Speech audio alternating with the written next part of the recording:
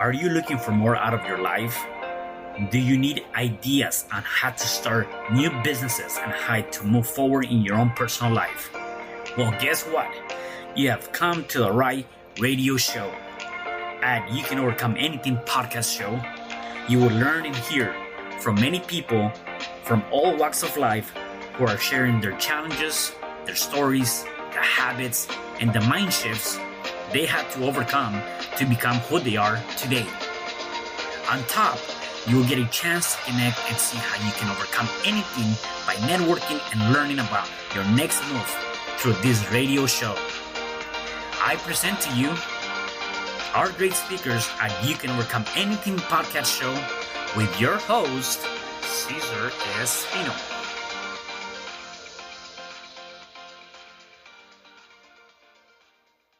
Hey, welcome back. It is your friend Cesar Espino, You Can Overcome Anything podcast show. And today I have a special guest. His name is Dr. Benjamin Hardy. Hey, Doctor, how are you? Good. How are you, man? I'm doing wonderful. Thank you. Thanks for being here. Absolutely, dude. This is exactly where I want to be right now. All right. Awesome. Before we get started, let me give the listeners and viewers a little bit of your background so they can get to know you, and then we can dive into the interview. So Dr. Benjamin Hardy is an organizational psychologist, successful entrepreneur, and best-selling author of Willpower Doesn't Work, with Personality Isn't Permanent being released June 2020. His blog is read by millions of people monthly and featured on Forbes, Fortune, CNBC, Cheddar, Big Thing, and many other ads, and many others, and adds priceless values to audiences by helping them to break free from the shackles of what they perceive as permanent personality. He is a regular contributor to Inc. and Psychology Today and one of the most popular writers of Medium. He speaks and trains at a wide range of events. He is also training for his first Ironman. He and his wife, Lauren, adopted 3 children through the foster system in February 2018, and 1 month later, Lauren became pregnant with twins who were born in December of 2018. That's awesome. So you're training for the Ironman, huh? When is that taking place? Not sure. With COVID-19, everything's been turned off, but I think I'll do it next year, next summer. Yeah. Awesome. All right, good. So this year, my Ironman is podcasts and launching books, but next year I've been doing running and loving it, man. It's a lot of fun. Yeah, no, that's great. Awesome. Yeah, definitely. One thing that I want to know is obviously you have a good thing going on for yourself, and I want to take it back. You know where you are from. What were you born? What was your childhood? And kind of understand that and put things into perspective. So can you tell me more about that? Sure. Yeah, I grew up in Salt Lake City, Utah, and grew up just in a great kind of middle-class family. My parents got divorced when I was age 11. The divorce kind of threw my father for a loop. He ended up becoming an extreme drug addict, all sorts of drugs, basically all through my junior high and high school years. That really kind of confused me, messed me up a little bit, not messed my younger brother up even worse. I kind of suppressed the pain. My brother just absorbed it, and it threw him down his own mess. He's still struggling with addictions and things like that, even to this day. Wow. Yeah. But, I don't know how I did it, but I basically barely graduated high school. And then about a year and a half after high school, I decided to leave Utah and go on a church mission. I was doing nothing with my life, not going to school, just playing World of Warcraft all day and just doing nothing, and was very non-happy, I guess you could say. I don't know if you've ever read the book Man's Search for Meaning. No, not yet. You got to do it, dude. You've heard of it, right? Yes, I have. Yeah. Frankl. Yeah. I mean, he talks about how your life is meaningless if you don't have a purpose to live, and your purpose is always in the future. You have to have a future to have a good present. So I didn't have that for a long time. So I ultimately left on a mission to kind of find meaning and purpose in my life, and also to just get out and to start fresh. And that's the experience that totally changed my life. I went to Pittsburgh, Pennsylvania for a few years, and did a lot of community service, read a lot of books, did a lot of journaling, and kind of really changed my life. And that's what set me on the path to psychology and moving forward. Got you. What was the turning point that you decided to say, you know what, enough is enough. I need to make a change to be able to go into that path. A lot of times I feel like people don't see that pivotal moment, or they don't see a sign, and therefore they continue to be in whatever path they're in without changing, course in their direction. Was there anything specific for you that you saw as a turning point where you had to make that change, and you said, I have to make this change because it is what I need? I think that I think a lot of times people don't have a turning point because they don't feel like they don't have a direction or a destination. Once you actually have like an escape or a destination, once you have something you can go do, I think the turning point becomes available. For me, the like option you could say was going on a mission. And so like for me, it was just a decision, am I going to go or am I not going to go? Like to me, that was Got the it. way out. Other Gotcha. people maybe join the military, other people might be like, get this Yep. job. Yep. And so I think you need something. And so the turning point won't happen until you find the next thing to do. It becomes impossible to have motivation if you don't know the next step. And so for me, the next step was just go on a mission. And it was kind of just a decision, do I go or do I not? And I began to just look at my own future and just realize if I don't go, I don't think my future is going to be very good. If I do go, I think my future has a lot of opportunity. I also got encouragement, though. I don't think I could have made the decision on my own. I actually had people who were important who came into my life and said, hey, Ben, I really think this would be good for you. I think you should do it. And I wanted to do it anyways. I just kind of given up on that idea because enough of life had kind of beat me down. And I think that can often happen to people where they've either failed so many times, not kept their promises, or just life happened and they just gave up on their own future. And so I think you often need encouragement to say, look, you can still have a shot at this life. And so I needed some support and help, but ultimately I decided this is my way of having a good life. So I decided to leave. Yeah, definitely. Talking about, encouragement and influences, in your perspective, how critical is it to have that kind of encouragement in your life, or the right type? A lot of people refer to it, the right type of encouragement or the right type of group of people in your circle of friends, right? How do you define that, and how critical is it to have your average 5 in your circle of friends? Yeah. Let's just say every aspect of your life is predicted by the type of people you're around. So like there's a lot of research on that, your social group or your peer group predicts like your ability to perform academically, like whether or not you're going to be an alcoholic, whether you're going to be an entrepreneur, whether you're going to be religious. Like it's, peer group and also just social group is one of the biggest predictors of who you are as a person. I would also say it's just a predictor of personality. And so, it's huge. You got to be very wary and careful of who you choose to be around. And I think that's one of the reasons why people don't make moves, is because they've developed relationships with people that they feel committed to, or they feel the need to be loyal to. And so as a result, they choose to just be the person that they've been rather than be the person that they truly want to be, which would require them to be honest in those relationships, which takes huge courage. But that's kind of the first step, is you got to decide who you want to be. And then you have to have the courage to tell the people in your life, this is the person I really want to be, even though this isn't who I've been. Mm-hmm. Right. Yeah, definitely. Yeah. And I believe that too. I believe that there's, in my opinion, there's 3 kinds of people, or 3 groups of people that you want to be able to have in your circle of friends. One, I feel like you have to have someone that might be playing at a higher level than you are, yet they're willing to help you out. So kind of like a mentor or someone that you can look up to.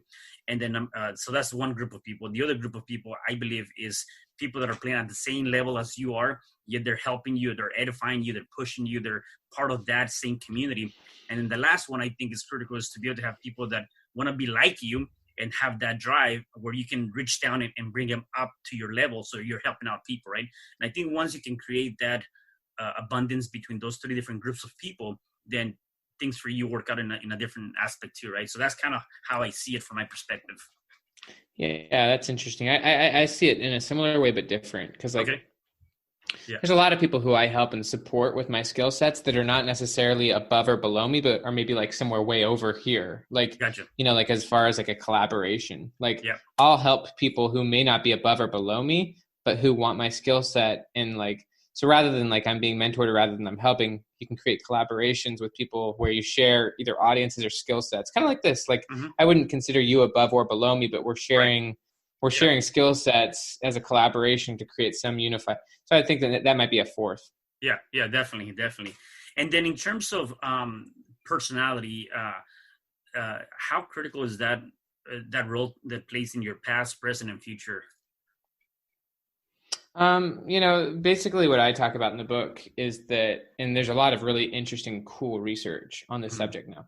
So basically the idea is that your personality isn't who you think, you're not who you think you are. There's a lot of great research so I'll just use you. Let me just use you as an example.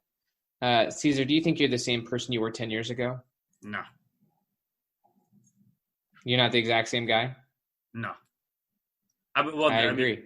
Right. I mean, it might be the same name, same last name, but the ideas and things like that have changed drastically, right? Yeah. Your habits have changed, your priorities have changed, your perspectives have changed. Right. Yes. Yeah. What you do on a daily basis has changed. Definitely. Yeah. Yeah. So this is why your past self is very much not the same person you are today, right? You're not the same guy you were 10 years ago. And the most important thing for you to understand, and for anyone listening to this, is that in 5 or 10 years, or maybe even in 2 or 3 years, you're not going to be the same person you are today. Yeah. Your future self is going to be a different person than you today. And the best thing that you can do today is to decide who your future self is and make decisions not based on what you prefer today, but what your future self prefers. That's actually the best way to make intentional decisions. And that's how you can actually live your life on purpose. If you don't have a clear future self that you view as a different person than you are today, then you're going to think that who you are right now is who you'll always be. And what's kind of interesting is, like, for example, personality tests. When you adopt a label about yourself, you can become very definitive in your identity, and you can think that this is who I really am. And that can stop you from deciding who you want to be. It can stop you from, your personality ultimately becomes a comfort zone where you just stay within what's comfortable to you. It's a lot better to just decide who you want to be, start telling people about that, and start living outside of that comfort zone. Just as you described, you can do anything. Right. So yeah, there's a lot of cool ideas. So I would argue it's really important for you not to hold so tight to your current identity, because your current self is temporary. And the worst thing you could do for your own growth is to say, this is exactly who I am.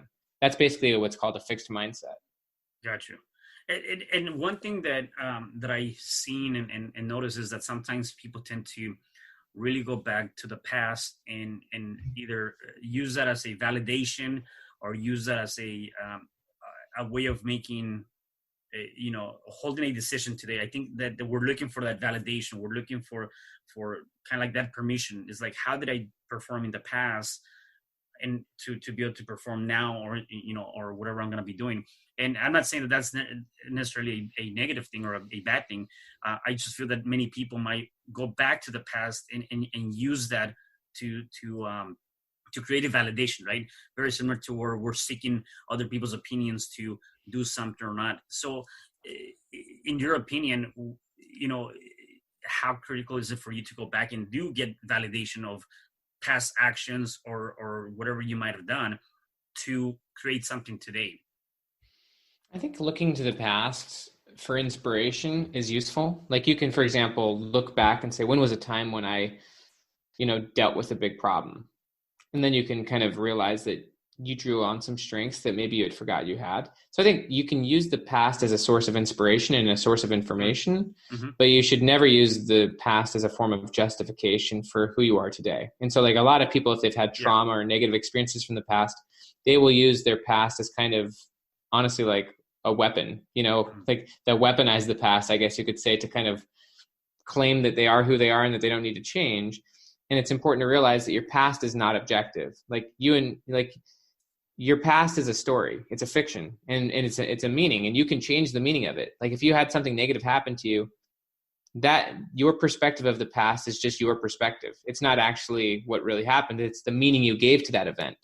And so you can change and you should change the meaning you give to various events, especially the ones that you're using to justify current behavior. And instead you should say, this is something I learned from, but it's not something I'm going to continue to repeat. And then you got to focus back on your future self and moving forward. Yeah. What are some things that people can do to attempt to not continue to live in the past? Because sometimes people are in the present, living in the past based on those past actions. Is there anything that maybe people can do or be able to exercise every day to remove that little by little? There's nothing they can do. I'm just kidding. I'm totally kidding. I'm kidding. Yeah, there's lots of things you can do. Okay.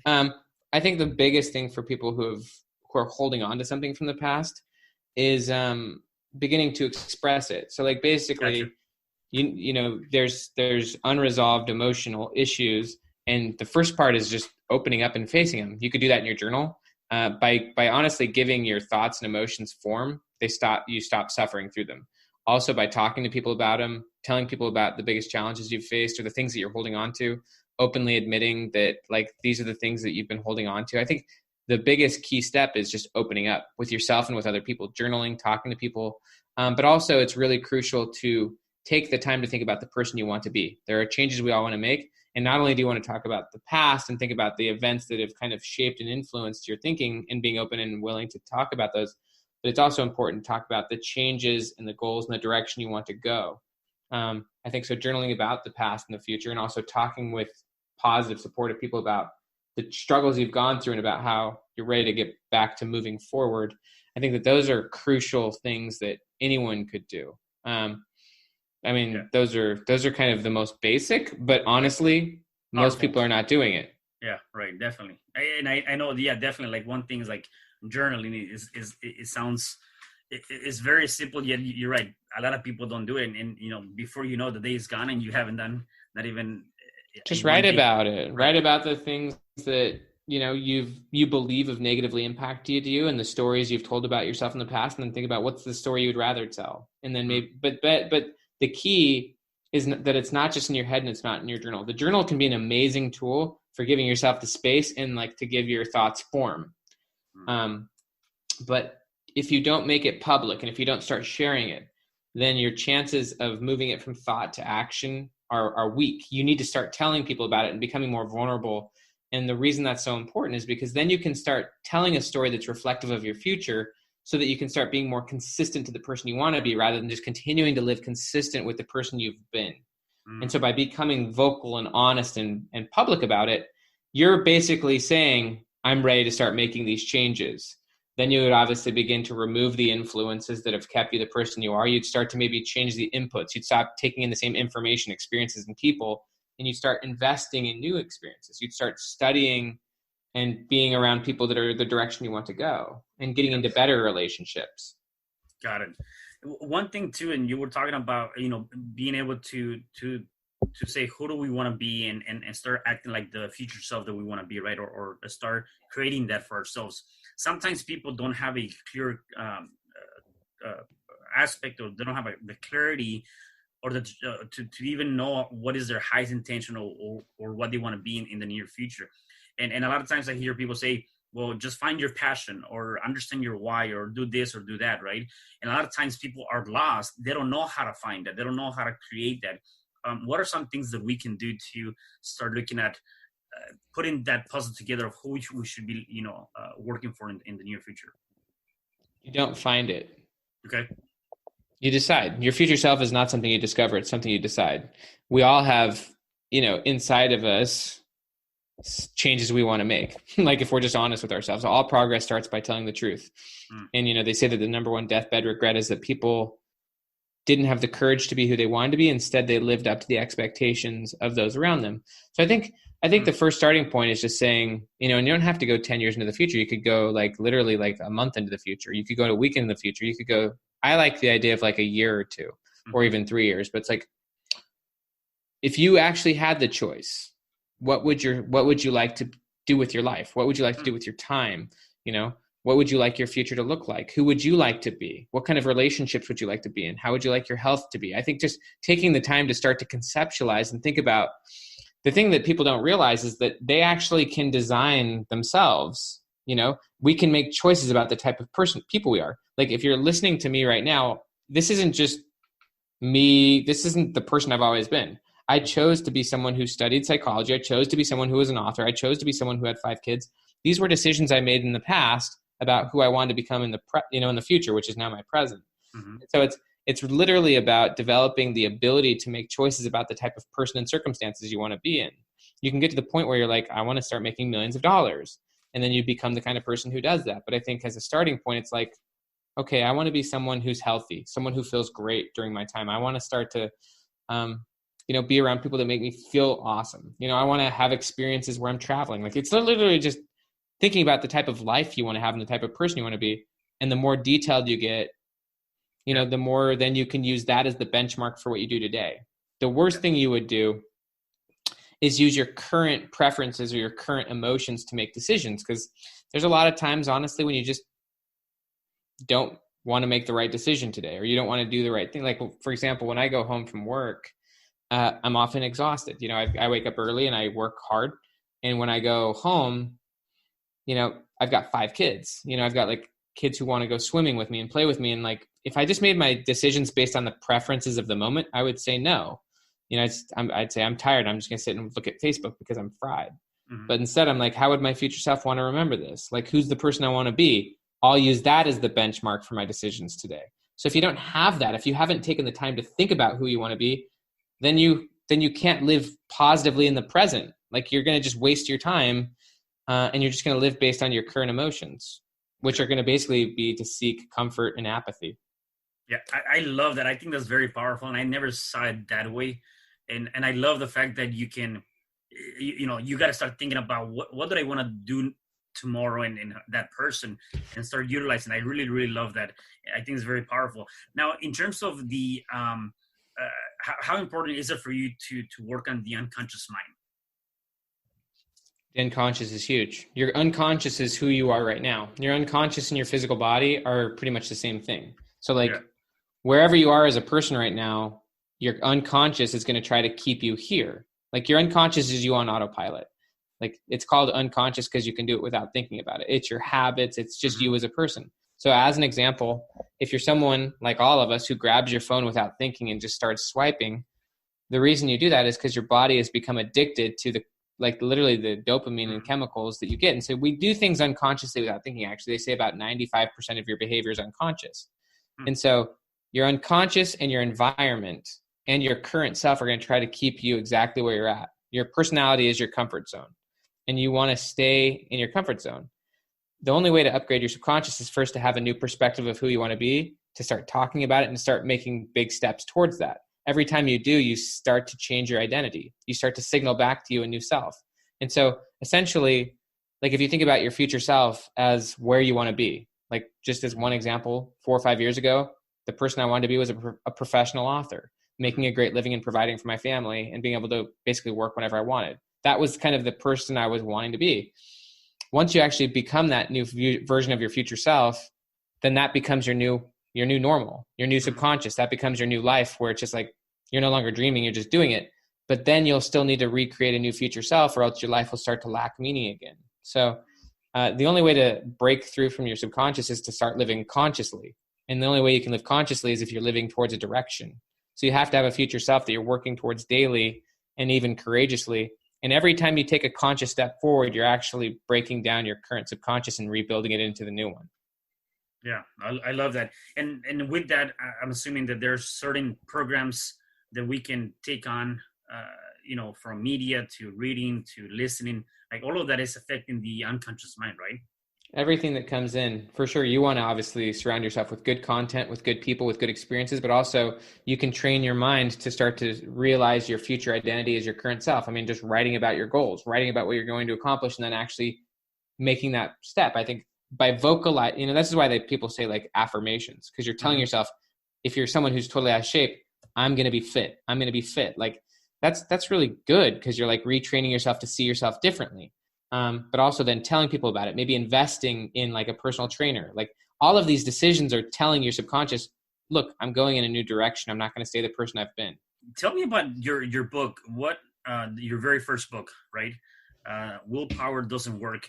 What was the objective at that time of you writing that book? What were you trying to accomplish with that? I was kind of writing to key people in my life who I've seen who have all the potential in the world and all the good intentions in the world, but they keep getting stuck. And so this book is about, and I've spent a lot of time studying this, obviously, but when my wife and I became foster parents of 3 kids, we took 3 kids from a really limiting environment. We put them into a new situation where they had a lot more options. In their former environment, they didn't have access to good, healthy food. They didn't have parents who would take them to school.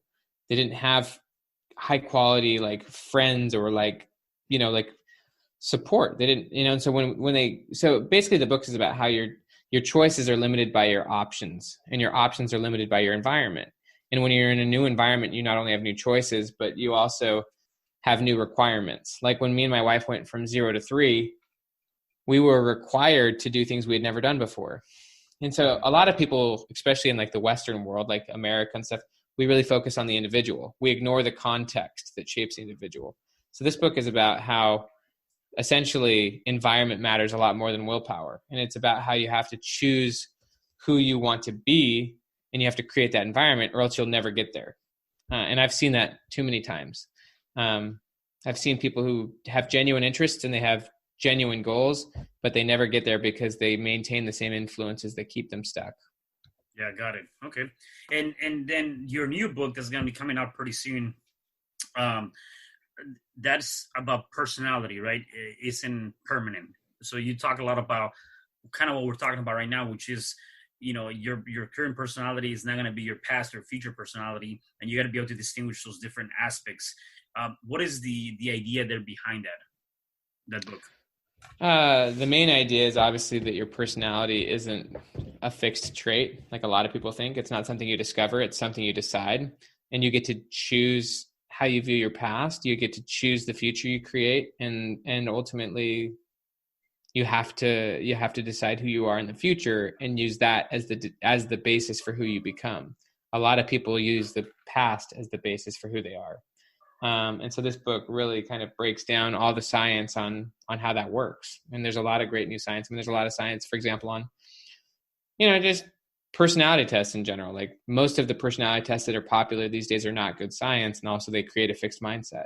So this book just kind of explains how to let go of the past, how to rechange your focus on the past, how to reframe the meaning of the past, how to let go of former memories, how to change traumas, and ultimately how to design the person you want to be, and how to then ultimately courageously and powerfully become that person. Personality changes all the time for people. The problem is that people hold to such a strong form of identity that they actually stunt their own growth. Got it. No, that's awesome. And then in terms of, obviously you've studied psychology, you've done a lot of those things. What is one thing that you do, or a few things that you do on a day-to-day basis to keep you on this positive mindset? What are your habits that you do on a day-to-day basis? I don't think that the habits that I do will necessarily translate to results for your audience, because my habits are based on my goals. I think you got to start with, but I do think that you've got to start with goal. Like you got to start with who's your future self, and then you got to develop the habits that will ultimately lead to your goal. My habits are leading to my goals. But I think that useful things for anyone and everyone to do is obviously to write in your journal every day. I think that's crucial. Write about your future self, write about who you're trying to become, and then ultimately take courageous actions on a daily basis towards those goals. That's how you build confidence as a person. That's how you build flexibility. I mean, if you're becoming increasingly committed to and taking action towards your goals on a daily basis, especially like in the morning before life gets busy, you become a more confident person. And the more confident you are, the bigger the goals you'll set. And the more you'll strive to actually create a life that you enjoy. And so I think that obviously having an evening and a morning routine, for me, simplifying your life, not getting so caught up. I mean, I've got 5 kids. So a lot of my habits are around just working at certain times and then being at home. But I think that things that people need to do daily are give themselves the space to think and be intentional, and then to literally take courageous action daily, like whatever that courageous action is for them. So for me today, that was film 4 ads, because that's not something I'm very good at. So today, that was my intentional action. That took courage. That was out of my comfort zone. That was out of my typical personality, because former Ben wasn't shooting ads. So I had to do that today because that is relevant to my goal. And the goal always shapes the process. And so you got to be really clear on your goal, or else you'll have no clue how to get there. Yeah.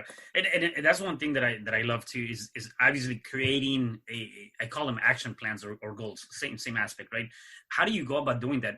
Do you start with the goal in mind, the end goal in mind first, and then you work yourself backwards?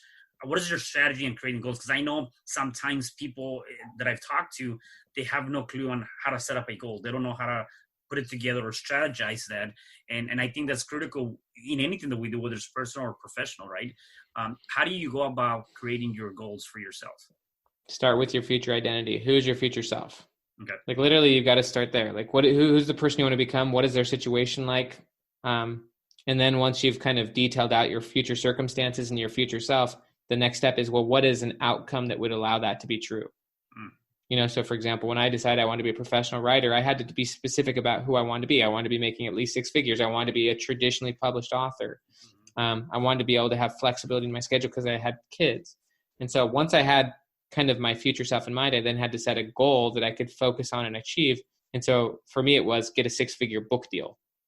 Like, I didn't know how to do that. I didn't know how far away I was. I didn't know if it would take 2 years or 10 years, but it was like, if that's my person I want to become, I need to actually have some outcome or thing like that I can actually pursue so that I can make that real.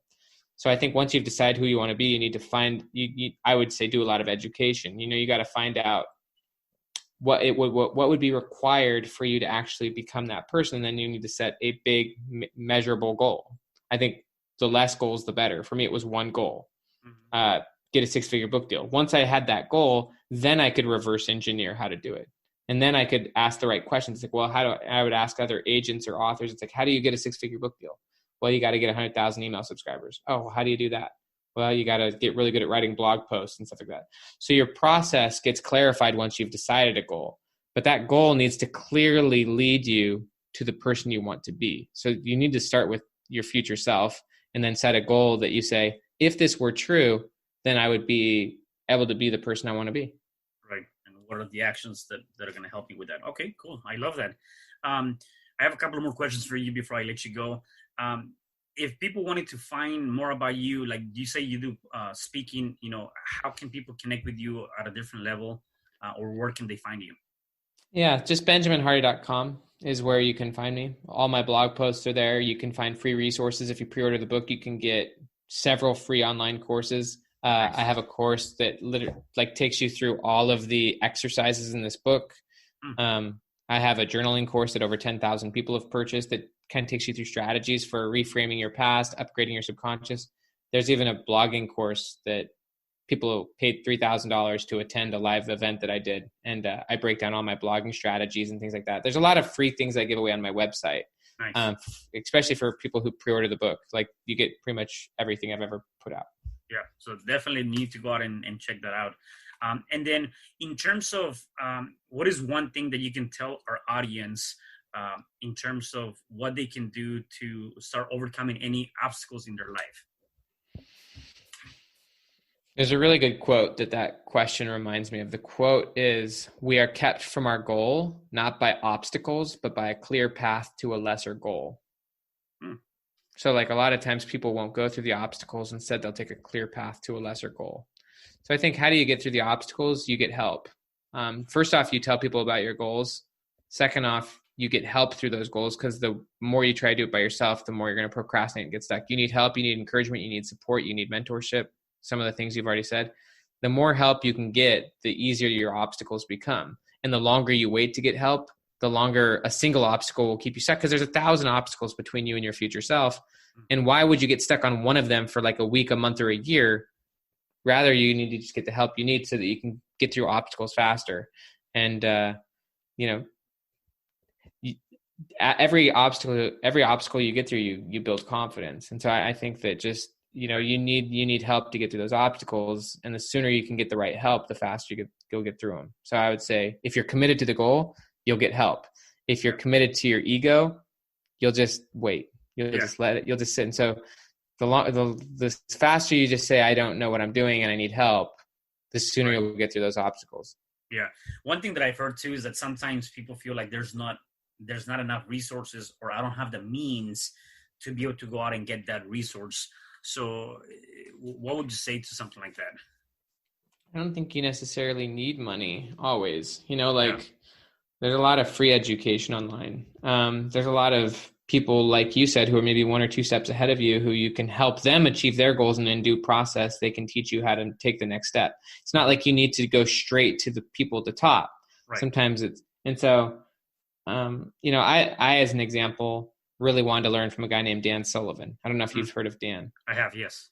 Yeah, and I wanted to learn from him. We've actually now written a book together that comes out this October. It's nice. with Hay House. It's called Who Not How, and that book's going to get published with a big publisher. But I just reached out to him and I just said, I want to learn from you, and I would also love to help you. I'm a writer, and I'd be happy to write about you. And he was like, of course. And so I was able to get that for free. In fact, he even paid me. And so I think it's about being thoughtful about also what you can give. It's not all about what's in it for you. It's about what's in it for them. I think that's a good question to ask, rather than how can I get what I want? It's, well, why would they you can't just be in a relationship in a one-sided relationship. No relationship is useful that way. If you're in a marriage and you're only asking what's in it for me, that marriage is going to suck. If you're trying to get help from someone and all you're asking is what's in it for me, that situation is not going to work. And like the higher up you get in like the success totem pole, the more and more you have to be asking what's in it for them. How can I help you? How can I be supportive? And so rather than, I think the right question is, who are the right people for you to just go out and freely help so that you can learn from them? I think Robert Kiyosaki said, if you work to learn, then you'll ultimately be able to earn. So I think the goal is you work and help people so that you can learn, and that will teach you, not only give you the connections and resources, but it'll teach you how to think differently so that you can earn at the level you want to, rather than kind of staying at this lower level thinking. Yeah, definitely. It's very similar to, I think, Zig Ziglar said, if you give enough people what they want, you'll definitely get what you want, right? It's a great quote. It's a very important. The Ziglar quote's huge, man. It's such an important one. Right, definitely. So awesome. And definitely, they need to check out your book and look at those resources, because we're talking about how can I get access, or how can I get ideas, or how can I get something that can help me move forward to my future self. And obviously they have that, even with just looking at your website and going and getting your pre-ordering your book, there's going to be tons of resources that you're offering. So there's definitely a way to do that. Definitely, Benjamin, I had a really good time. Is there anything else you want to say to our audience before I let you go? Nope. Just grateful to be with you, man. It was a pleasure. Just go to benjaminhardy.com to learn more, and thank you for letting me be with you. Yeah, definitely. And as Benjamin said, personality isn't permanent. So make sure you keep that in mind and go check out his book. So for the rest of you guys, please make sure that you like, subscribe, go check out his website, get his book, and please make sure that you stay tuned for the next episodes coming up. Thank you. Do you feel stuck? Do you feel like life is against you? Do you feel like you can't get ahead? Well, we have a podcast for you. You can overcome anything with Cesar Espino, real estate investor and real estate coach, NLP practitioner, and author of the book of the same name. Cesar will show you a way to overcome anything in your life through talking with people from all walks of life that have done just that. You can overcome anything podcast available on Spreaker.com.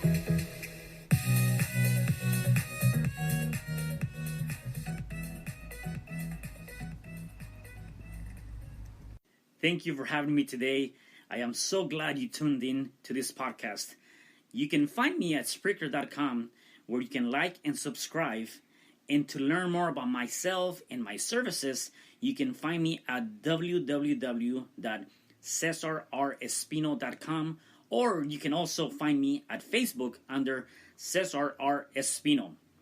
Once again, thanks for joining me. I am looking forward to having you at the next episode, and know that you truly can overcome anything.